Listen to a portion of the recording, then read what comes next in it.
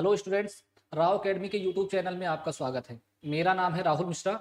आज हम डिस्कस करेंगे वैदिक लिटरेचर्स के बारे में। जैसे कि आपको पता है कि हमने अपने पिछले वीडियोस में जो वैदिक लिटरेचर उसके विषय में जो हमने जो है वेद, इसके साथ साथ जो है ब्राह्मण लिटरेचर, इसके साथ साथ जो है हमारा आरण्यक और उपनिषद, इन के बारे में हमने क्या कर लिया था, चर्चा कर लिया था। हमने कुछ क्वेश्चंस भी आपको क्या किए थे, कल दिखाए हुए थे, जिनका आज हम क्या करेंगे, एक आंसर जल्दी से थोड़ा सा क्या करेंगे, इनका आंसर डिस्कस कर लेंगे और उसके बाद हम क्या करेंगे, अगले टॉपिक की ओर बढ़ेंगे। ठीक है, तो हमारा पहला क्वेश्चन है, निम्नलिखित में से कौन सा सुमेलित है?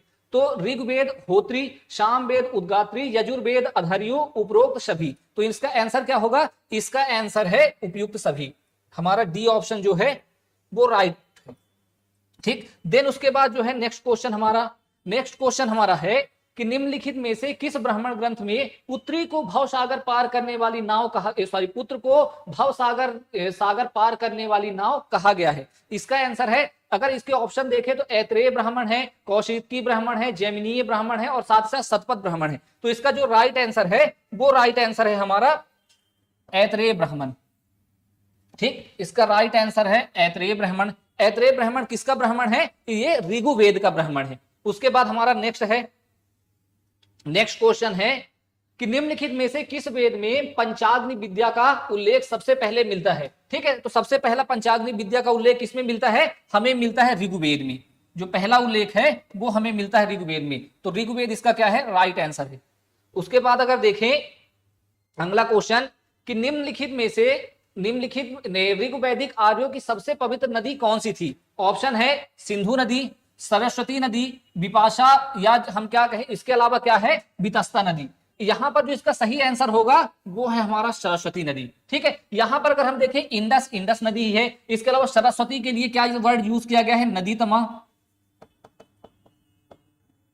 ठीक, अगर हम क्या क्या कहें विपाशा की बात करें तो विपाशा है व्यास।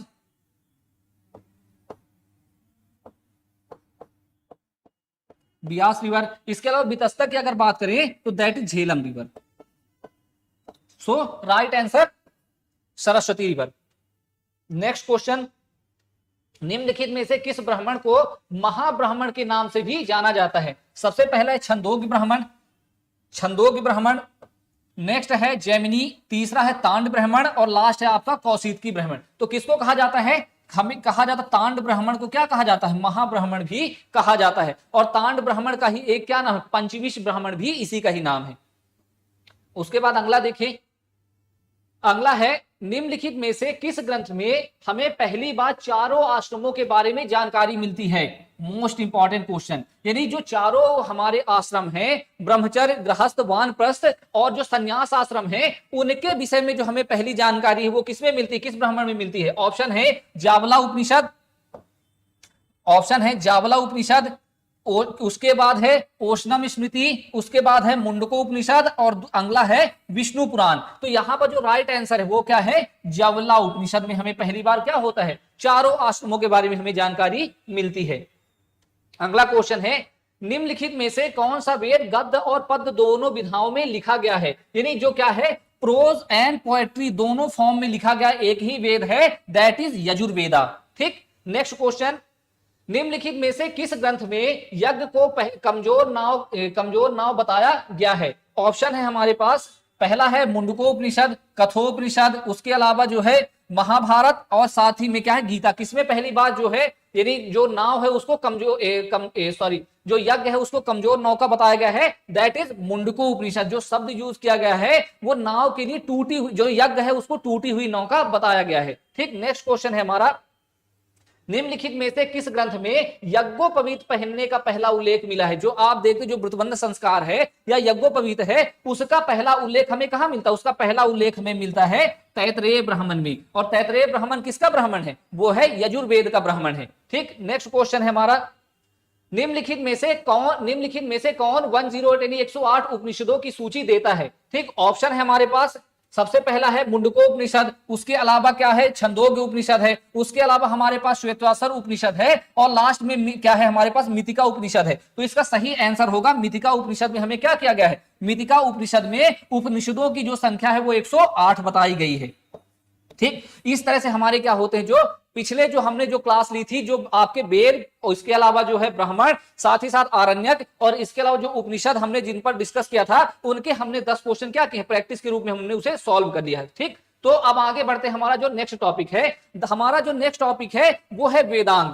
ठीक, नेक्स्ट टॉपिक जो है हमारा वेदांग। तो अब आखिर वेदांग होते क्या है, देखिए क्या होता है कि हमने आपको बताया था कि आपको अच्छे से पता होगा कि जो वेद हैं, वेदों की रचनाएं तो बहुत पहले हुई, ठीक है, बट उनको जो क्या किया गया, लिपिबद्ध किया गया या उनको कंपाइल किया गया, वो लैंग्वेज डेवलपमेंट होने के बाद क्या किया, उनका कंपाइलेशन किया गया। ठीक, हमने आपको बताया था कि ब्राह्मणों का अर्थ स्पष्ट, सॉरी वेदों का अर्थ स्पष्ट करने के लिए ब्राह्मण लिटरेचरों की क्या की गई थी, रचना की गई थी। ठीक, अब यहां पर अगर आगे हम देखें तो जो वेदांग होते हैं, वेदांग क्या होता है कि जो आप अगर बात करें कि जो वेद हैं उनका सरलीकरण, कैसे हम वेदों को बेहतर तरीके से समझ पाए। अगर हम वेदों को समझना, क्योंकि आपको पता है कि जो वेद में लिखी हुई भाषा है, तो वो वेद में लिखी हुई भाषा आज जैसे संस्कृत भाषा नहीं, बल्कि वो क्या है, वैदिक संस्कृत लिखी हुई है। साथ ही साथ जो उसमें शब्द हो रहे हैं उनके मीन्स क्या निकल कर आ रहे हैं, इसके अलावा जो उसमें ग्रामर यूज की गई है, वो ग्रामर किस तरह से है, उन सबके विषय में जो हमें अंडरस्टैंडिंग हमें मिलती है, वो अंडरस्टैंडिंग हमें मिलती है किसके, वेदांग के माध्यम से। जो वेदांग है वो श्रुति लिटरेचर ना होकर बल्कि क्या है, वो एक स्मृति लिटरेचर, मीन्स कहने का मतलब है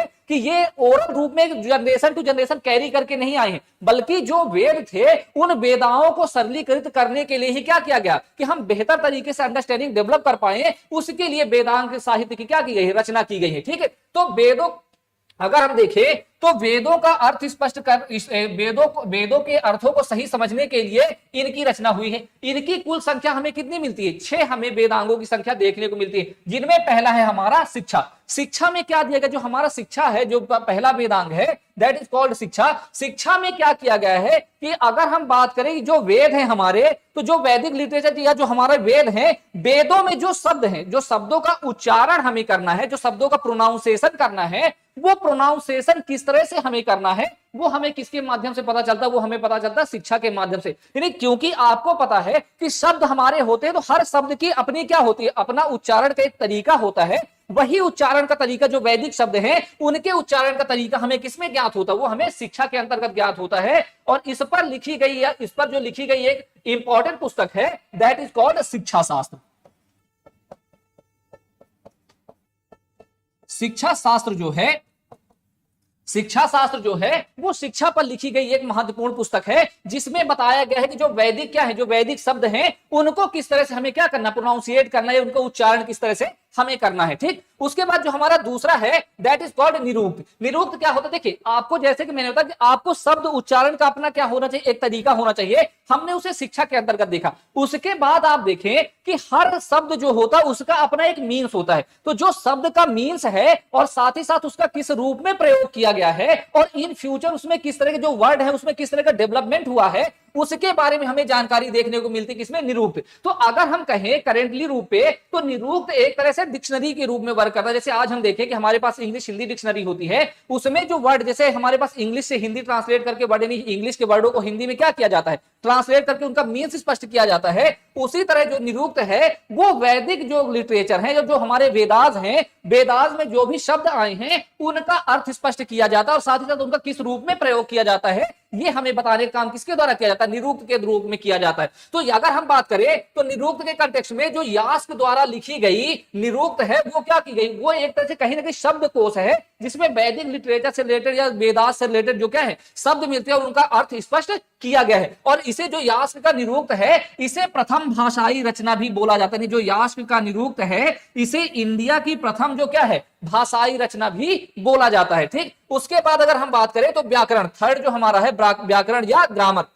देखिए जैसे कि हमने बात किया कि हमें शब्दों का उच्चारण किस तरह से करना, वो शिक्षा के अंतर्गत आ जाता है। शब्द जो हमारे पास शब्द मौजूद हैं, उन शब्दों को हमें उसका अर्थ स्पष्टीकरण हमें निरुक्त के माध्यम से प्राप्त होता है। और साथ ही साथ आपको पता है कि शब्दों को मिलाकर जो वाक्य बनेंगे, मीन्स जो मंत्र रचे जाएंगे, जो वेदों में मंत्र रचे गए हैं, उन मंत्रों की रचना का क्या फॉर्मूला रहा है, वो हमारा क्या होता है, ग्रामर होता है। क्योंकि अगर आज आप देखें, हिंदी भाषा में भी देखें या इंग्लिश भाषा में भी देखें, तो हमारे पास शब्द तो बहुत सारे, बट शब्दों को कैसे मिलाकर हमें क्या करना है, एक मीनिंगफुल सेंटेंस क्रिएट करना है, वो किसके माध्यम से संभव हो सकता है, वो सिर्फ और सिर्फ व्याकरण के माध्यम से ही संभव हो सकता है। उसी तरह अगर हम बात करें तो वेदों में जो मंत्रों की रचना हुई है, किस फॉर्मूले के बेस पर मंत्रों की रचना हुई है, उसकी जानकारी हमें क्या मिलती है, व्याकरण के माध्यम से जानकारी मिलती है। और सबसे बेहतर जो उदाहरण है, जो वैदिक संस्कृति है, उसके बारे में जो भी ग्रामेटिकल फॉर्मूलाज हैं, सबसे बेहतर अगर कहीं पर मिलती है तो वो हमें किसमें मिलते हैं, पाणिनि द्वारा जो लिखी गई उनकी क्या है, रचना है अष्टाध्यायी। उसमें हमें सबसे बेहतर तरीके से जो है,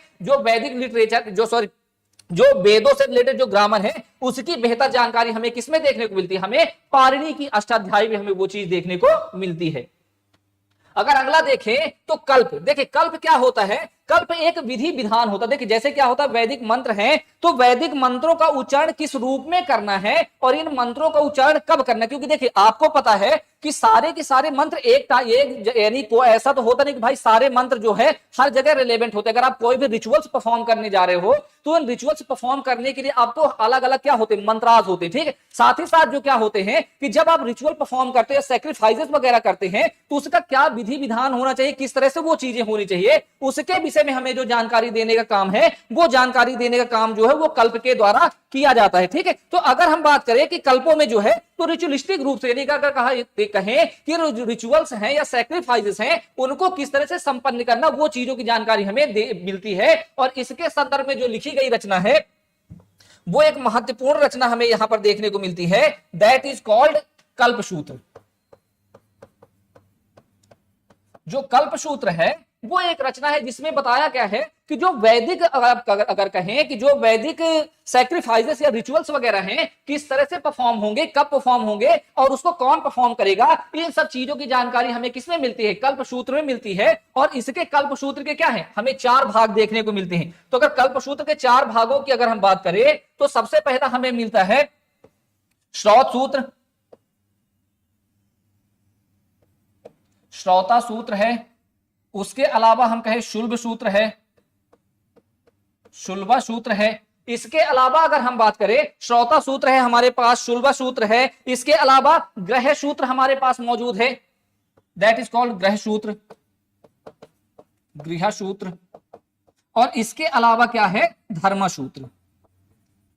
ये हमारे पास क्या है, कुछ कल्प सूत्र साहित्य जो मौजूद है जिनमें अलग अलग तरह की चीजें बताई गई हैं। अगर ग्रह सूत्र की बात करें तो जो इंडिविजुअल लेवल पर किस तरह से जो यज्ञ वगैरह परफॉर्म करनी है, या इंडिविजुअल लेवल पर किस तरह से हमें क्या करना, सैक्रिफाइसेस वगैरह करनी है, वो हमें बताया गया है, ठीक। इसके अलावा अगर हम बात करें धर्म सूत्र में, तो धर्म सूत्र में क्या किया गया है कि बेसिकली विदाउट किसी कर्मकांड के जो आप कोई भी रिचुअल परफॉर्म करते हो वो चीज हमें बताई गई है। इसके अलावा अगर हम बात करें श्रौता सूत्र में, तो जो किस तरह से कलेक्टिवली रूप से जो रिचुअल्स हैं, किस तरह से कलेक्टिवली रूप से रिचुअल्स जो परफॉर्म की जा रही हैं, उसके बारे में हमें जानकारी देखने को मिलती है। और इसके अलावा अगर हम बात करें शुल्ब सूत्र में, तो उस टाइम पे अगर हम कोई भी सैक्रिफाइस परफॉर्म करने जा रहे हैं, कोई रिचुअल परफॉर्म करने जा रहे हैं, तो उसका क्या विधान होना चाहिए, जो पुरोहित है किस जगह पे बैठना चाहिए, यजमान किस जगह पे बैठेगा, जल किस जगह पे रखेगा, ये सारी व्यवस्थाएं क्या होती हमें जो है हमें जो शुल्ब सूत्र के अंतर्गत देखने को मिलती हैं। उसके बाद अगला हमारा क्या है, ज्योतिष। देखिए क्योंकि जो यज्ञ होते हैं या सैक्रिफाइसेस वगैरह होते हैं, वो ऐसा नहीं कि ऑल टाइम पे वो चीजें होती हैं, ऐसा नहीं होता,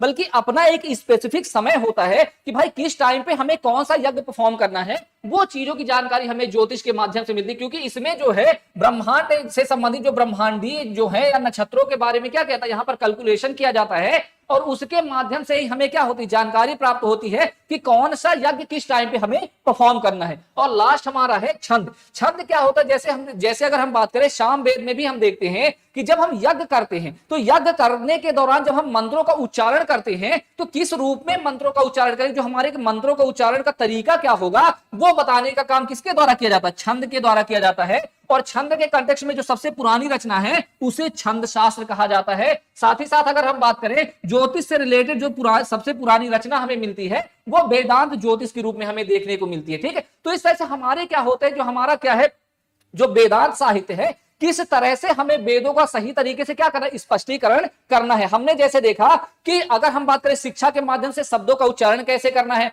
उसके बाद हमने देखा व्याकरण के, उसके बाद अगर हम बात करें व्याकरण के माध्यम से हमने देखा कि शब्दों की जो रचना है, शब्दों को कैसे मीनिंगफुल सेंटेंस में हम क्रिएट करें, मंत्रों के रूप में हम क्रिएट करें। इसके बाद निरूक्त में हमने देखा कि जो शब्द प्राप्त हो रहे हैं उनकी रचनाएं कैसी हो, कल्प के माध्यम जो हमें शब्द प्राप्त हो उनका अर्थ कैसा हो। उसके अलावा अगर हम बात करें कल्प में तो जो रिचुअल्स परफॉर्म की जाएंगी, जो यज्ञ वगैरह की जाएंगे, उनका विधि विधान कैसा होगा। उसके अलावा यज्ञ का समय कैसा होगा और कौन यज्ञ किस टाइम पे किया जाएगा, वो जानकारी हमें ज्योतिष के माध्यम से प्राप्त होती है। और यज्ञ परफॉर्म करते टाइम जो मंत्र या जो मंत्र बोले जाएंगे वो किस तरह से मंत्र बोले जाएंगे, वो क्या होगा हमें छंद के रूप में प्राप्त होता है। ठीक है, तो इस तरह से हमारा क्या है जो एक टॉपिक है वेदांत वाला वो खत्म हो जा रहा है। अब आगे हम बात करें, अगला है हमारा स्मृति। देखिए जैसे कि आपको पता है कि एक हमने क्या देखा कि जो स्मृति लिटरेचर उसका एक भाग हमने देखा वेदांत और दूसरा पार्ट होता है हमारा क्या है स्मृति। स्मृति क्या होता है कि ये क्या करता है, explanation the rules and regulation in a Vedic life. देखिए क्या होता है, एक व्यक्ति है, कोई भी व्यक्ति है, जैसे कि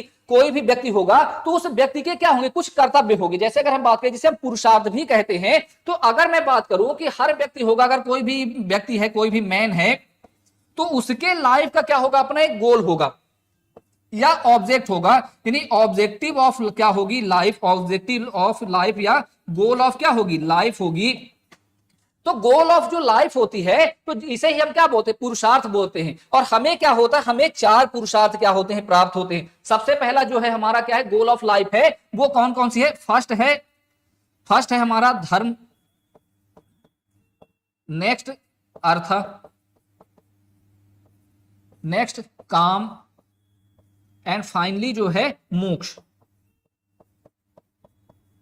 तो जो धर्म वाला भाग है वो धर्म वाला भाग ही क्या होता है, जो हमारी स्मृति लिटरेचर्स हैं, हमारा आचरण कैसा होना चाहिए, हमारी ड्यूटीज क्या होनी चाहिए, वो बताने का काम कौन करता है, वो बताने का काम जो है वो धर्म के जो हमारा क्या है धर्म वाला पार्ट है उसके द्वारा किया जाता है। यानी जो ड्यूटी ऑफ मैन है, यानी जो व्यक्ति का क्या कर्तव्य होना चाहिए वो बताने का काम किसमें किया जाता है, धर्म वाले पार्ट में किया जाता है। तो जो हमारा स्मृति साहित्य है, यानी जो व्यक्ति है उसको जीवन में किस तरह से आचरण करने चाहिए, व्यक्ति के जीवन का कर्तव्य क्या होगा, वो बताने का काम किसके द्वारा किया जाता है, स्मृति साहित्यों के द्वारा किया जाता है। अब अगर यहां पर हम बात करें कि व्यक्ति की ड्यूटी क्या होगी, तो व्यक्ति की अगर हम ड्यूटी की बात करें तो ये होगी ऑन द बेसिस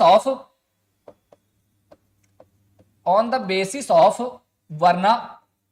यानी अगर हम कहें कि ब्राह्मण क्षत्रिय वैश्य और शूद्र हैं, तो ब्राह्मण के क्या है, खुद उसके वर्ण के अकॉर्डिंग उसके क्या होंगे, कर्तव्य होंगे। उसके अलावा अगर हम बात करें तो जेंडर के अकॉर्डिंग कि महिला और पुरुषों के क्या होंगे, कर्तव्य अलग अलग होंगे। तो इसके द्वारा क्या जो व्यक्ति विशेष है वो वर्ण के अकॉर्डिंग क्या उनके कर्तव्य होंगे, उनके जेंडर के अकॉर्डिंग क्या कर्तव्य होंगे, ये सारी चीजें बताने का काम किसके द्वारा किया जाता है, ये सारी चीजें बताने का काम हमें जो है स्मृति साहित्य के अंतर्गत किया जाता है। इसे धर्म शास्त्र भी बोला जाता है। जैसे कि मैंने बताया कि धर्म पर बेस्ड, और धर्म का मतलब यहाँ रिलीजन नहीं है बल्कि ड्यूटी क्या है, यहाँ पर जो व्यक्ति की ड्यूटी क्या कर्तव्य होने चाहिए उसका यहाँ पर क्या है, धर्म का जो मीन्स है यहाँ पर ड्यूटी से लगाया जाता है। तो यहाँ पर जो हमारा कैसा आचरण होना चाहिए, हमारे कौन से कर्तव्य होने चाहिए, ये बताने का काम जो है स्मृति साहित्य के अंतर्गत किया जाता है। ठीक है, तो यहाँ पर हमें कुछ स्मृति साहित्य देखने को मिलती है, जिनमें क्या है सबसे प्रमुख स्मृति साहित्य जो है वो मनुस्मृति है। और मनुस्मृति क्या है, सबसे पुरानी स्मृति है, क्योंकि माना जाता है जो हिंदू परंपरा है उसमें माना जाता है कि जो सबसे अगर पहला कोई मानव हुआ है तो वो कौन हुए हैं, मनु हुए हैं। ठीक है, उनके बाद ही उन्होंने क्या किया, उनके द्वारा ही पूरे संसार की क्या हुई, रचना हुई है। और जो मनुस्मृति की रचना हुई है वो शुंग काल के आसपास की ये क्या है, रचना है। और ये थोड़ा सा क्या है, अपने आप में क्या है, रिजिड है। अगर कहा जाए कि अगर वर्ण के संदर्भ में अगर कोई भी कार्य बताए गए, कोई ड्यूटी बताई गई है, तो अगर कोई भी ड्यूटी है, अगर कोई ड्यूटी ब्राह्मण को बताई गई तो वो केवल ब्राह्मण ही परफॉर्म कर सकता है। अगर कोई क्षत्रिय के लिए बताई गई ड्यूटी है तो उसे क्षत्रिय ही परफॉर्म कर सकता है। कोई वैश्य के लिए ड्यूटी है तो वैश्य ही परफॉर्म कर सकता है। कोई महिला के लिए ड्यूटी है तो वो महिला ही परफॉर्म कर सकती है। ठीक है, इसी पे अगला अगर हम देखें तो अगला है हमारे क्या है, नारद स्मृति। जो नारद स्मृति है वो थोड़ा सा क्या है, कंपैरेटिवली रूप से थोड़ा सा क्या है, जो हमारा मनुस्मृति है उससे थोड़ा सा क्या है यहाँ पर लिबरल देखने को मिलती है। और इसमें क्या है, इसमें बोला गया है कि जो आपका क्या है, जो पवित्र कानून क्या कह रहा है, प्रथा कहीं भी सब कुछ प्रथा प्रथा ही सब कुछ तय करती है और पवित्र कानूनों को खत्म कर देती है। जो क्या है, जो आपकी ट्रेडिशन होती है उसी के अकॉर्डिंग क्या होती चीजें फॉलो की जाती। और यहां पर एक चीज और स्पष्ट किया गया है, मोस्ट एंड इंपॉर्टेंट, इसमें कहा गया कि जो आपकी ड्यूटीज है, जैसे मैंने आपको बताया था कि मनुस्मृति में क्या बोला जा रहा है कि आपकी ड्यूटीज फिक्स है। अगर आप किसी भी स्पेसिफिक वर्ण के हो तो आपकी ड्यूटीज फिक्स है, अगर आप चाहो तो उस पर ट्रांसफर नहीं हो सकते। बट इसमें बोला गया है कि अगर ब्राह्मण है तो वो क्षत्रिय का वर्ग भी कर सकता है, ब्राह्मण है तो शूद्र का वर्ग भी कर सकता है, क्षत्रिय भी क्या कर सकता है, ब्राह्मण का वर्ग कर सकता है। यानी यहां वर्ण सिस्टम में क्या फ्लक्चुएशन हमें देखने को मिलती है कि अगर कोई भी अगर अपने वर्ण सिस्टम में क्या वर्ण सिस्टम से हटकर कोई भी वर्क करना चाहे तो उस पर पूरी तरह से उसको क्या दी गई, स्वतंत्रता दी गई है। ठीक है, उसके बाद अगला हमारा क्या है, यज्ञवाल की स्मृति है। ठीक, ये कहीं ना कहीं जो है यज्ञवाल स्मृति, ये मनुस्मृति का ही क्या है, लिबरल पार्ट हमें देखने को मिलता है। ठीक है, ये काफी हद तक मनुस्मृति पर ही क्या है, बेस्ड है। ठीक, यह क्या है, इसका जो लिखी गई है ये मिथिला वाले क्षेत्र में, जो वर्तमान बिहार वाला क्षेत्र, उत्तरी बिहार वाला क्षेत्र, उससे संबंधित है। और इसमें बोला गया कि इसमें शूद्रों और महिलाओं के लिए इसमें क्या किया गया, उदार दृष्टिकोण अपनाया गया, पॉइंट टू बी नोटेड। ठीक है, स्पेशली इसमें क्या किया गया, ये कहीं ना कहीं जहां पर मनुस्मृति बहुत ज्यादा क्या थी, रिजिड थी, यहां पर हमें फ्लक्चुएशन देखने को मिलती है। महिलाओं और शूद्रों को लेकर थोड़ा सा क्या है, महिलाओं और शूद्रों को लेकर थोड़ा सा ये लिबरल अप्रोच हमें दिखाती है। और यहां एक जो सबसे बड़ी चीज हमें देखने को मिलेगी, यहां बोला गया है कि महिलाओं को भी संपत्ति में क्या होगा, प्रॉपर्टी राइट्स की बात की जा रही है। जो वुमेन को प्रॉपर्टी राइट्स है, प्रॉपर्टी राइट्स हैं वो दिए जाएंगे। मींस जो है वोमेन भी क्या कर रही हैं, प्रॉपर्टी राइट्स जो है वो कैरी कर रही है अकॉर्डिंग टू याज्ञवल्क्य की स्मृति के। ठीक है, आगे अगर हम देखें तो यहां हमें क्या होंगे, स्मृति जो साहित्य है वो दो रूपों में देखने को मिलती है। एक होता है धर्मसूत्र,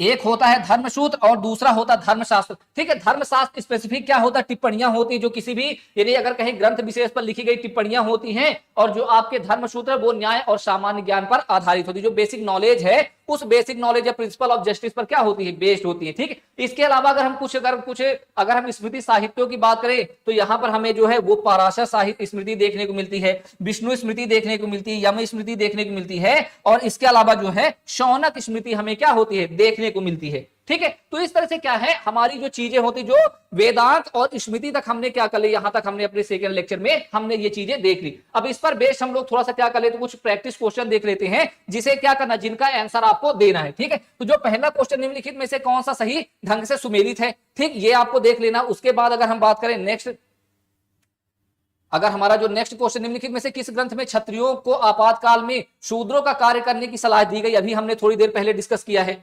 इसके अलावा अगर हम थर्ड क्वेश्चन की बात करें तो निम्नलिखित में से किस ग्रंथ में पत्नी को धनहारी कहा गया है। ठीक है, आगे हम देखें निम्नलिखित में से किस ग्रंथ में विधवा को संपत्ति का उत्तराधिकारी माना गया है। उसके अलावा अगर हम देखें कायस्थ जाति का पहला वर्ण किस ग्रंथ में हमें प्राप्त होता है। ये क्या है, कुछ 5 क्वेश्चन आपको दिए गए हैं एज अ प्रैक्टिस के रूप में, जिसका आंसर हम क्या करेंगे, जिसका आंसर हम अपने नेक्स्ट वीडियो में डिस्कस करेंगे। ठीक है, तो इसी के साथ हमारा क्या होता है, आज का लेक्चर कंप्लीट होता है। हम क्या करेंगे आगे की जो है हम इस पर जो है इसके आंसर कल डिस्कस करेंगे। ठीक है, तब तक के लिए थैंक यू वेरी मच।